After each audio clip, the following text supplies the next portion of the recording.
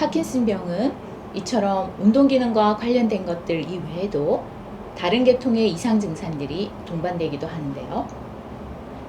수면 중에 심한 잠꼬대나 발길질을 하는 렘 수면 장애, 그리고 우울증이나 변비 또는 후각장애나 경도인지 장애 등이 대표적인 증상들입니다.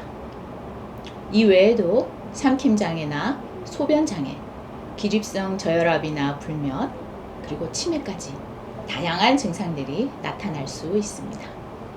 안녕하세요. 한의사 이지영입니다. 우리나라도 이제 초고령 사회로 진입하고 있다는 얘기 많이 들어보셨을 텐데요. 65세 이상 노인 인구가 꾸준히 증가해서 2024년 현재 약 1,000만 명을 기록했다고 합니다.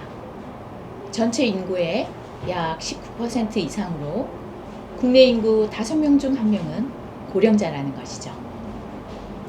이처럼 고령자가 증가하면서 당연히 노인성 질환을 앓고 계신 분들도 증가하고 있는데요. 노인성 질환 중에서도 특히나 뇌신경계 퇴행성 질환인 파킨슨병의 발병률이 눈에 띄게 높아지고 있습니다.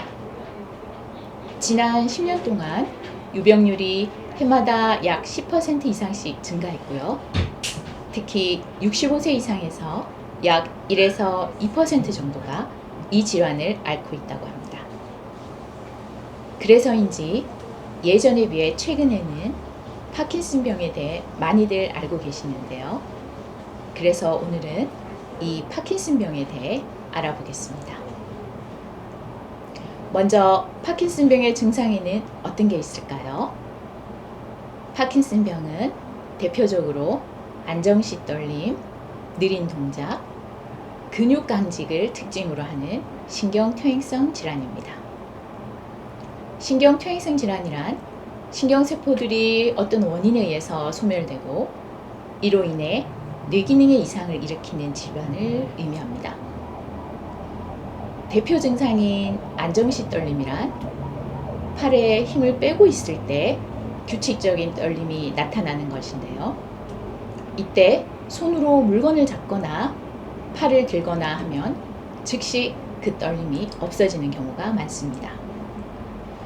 일반적으로 우리가 걸음을 걸을 때는 팔에 힘을 빼고 걷기 때문에 걸을 때 떨림이 관찰되는 경우도 많고요. 보통은 초기에 본인의 손떨림을 인지하지 못하는 경우도 있습니다. 그리고 느린 동작을 의미하는 소동증은 말 그대로 움직임이 느린 상태를 의미하는데요. 근육의 힘이 약화돼서 나타나는 마비와는 다르게 근력 저하 없이 몸의 동작이 느려지는 것입니다. 걸음걸이나 손동작이 느려지는 것 외에도 말이 느려지기도 하고 얼굴에 표정이 없어지기도 하고요. 그리고 옷을 입거나 세수, 목욕, 식사 같은 일상생활을 할 때도 동작이 느려지기 때문에 생활하는데 상당히 많은 불편을 느끼게 됩니다. 또 근육이 뻣뻣해지는 경직 증상도 나타나는데요. 관절을 구부리거나 펼 때 뻣뻣한 저항이 나타나게 되고 거의 대부분의 환자들에서 발생하게 됩니다. 근육이 조이거나 당기는 느낌 또는 근육 통증이 느껴지기도 합니다. 자세의 불안정은 어느 정도 병이 진행된 후에 주로 나타나게 되고 자세 불안정으로 인해 넘어지는 경우가 자주 발생하기 때문에 주의하셔야 합니다. 보행 시 나타나는 다른 특징적인 증상들을 보면 우선 서 있는 자세에서 등이 구부정하게 굽으면서 팔꿈치나 무릎이 약간 굽어져 있는 형태를 보이고요. 보폭이 짧아지고 또 한쪽 다리를 땅에 조금씩 끌면서 걷는 모습을 보이기도 합니다. 그리고 몸이 쓰러질 듯이 앞으로 나가면서 걸음이 점점 빨라지는 가속보행이 나타나기도 하는데요. 가속보행은 구부정한 자세로 인해 몸의 무게중심이 앞으로 쏠려 있으면서 보폭도 좁아지기 때문에 발생하게 되는데 자세 불안정과 함께 환자가 쉽게 넘어지는 원인이 됩니다. 특히 고령의 환자분들의 경우 이로 인해 고관절 골절이나 머리 외상의 위험에 쉽게 노출되기 때문에 특히나 환자나 보호자가 각별한 주의를 기울여야 합니다. 파킨슨병은 이처럼 운동기능과 관련된 것들 이외에도 다른 계통의 이상 증상들이 동반되기도 하는데요.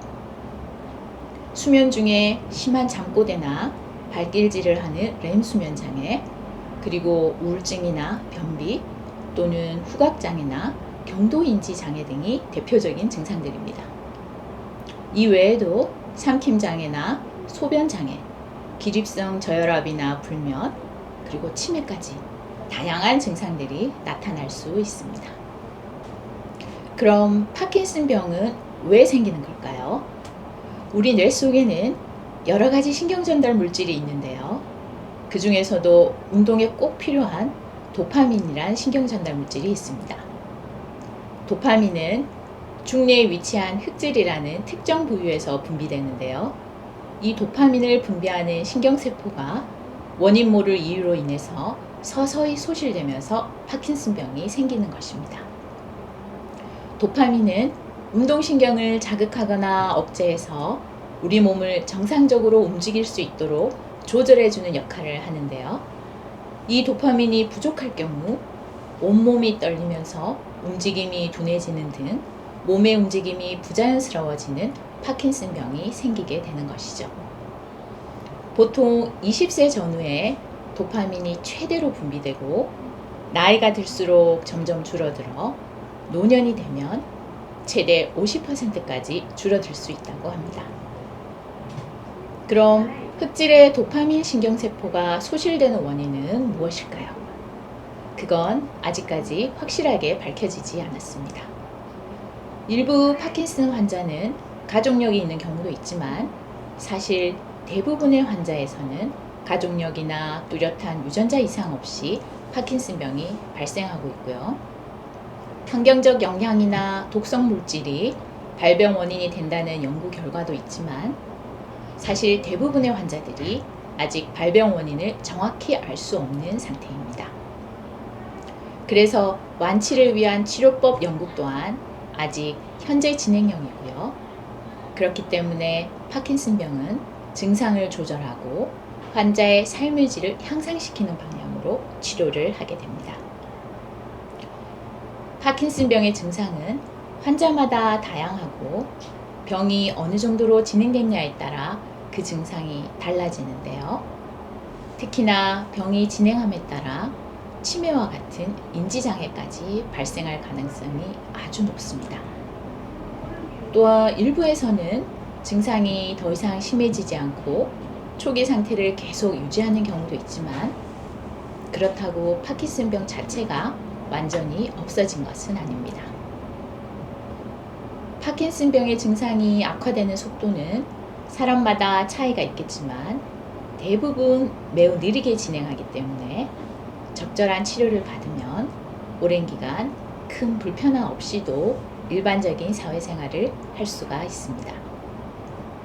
좀 나아지기는 했지만 파킨슨병은 아직까지도 질환에 대한 인식이 조금은 낮은 편이라 치매나 뇌졸중 등의 질환으로 오인되기도 하고요.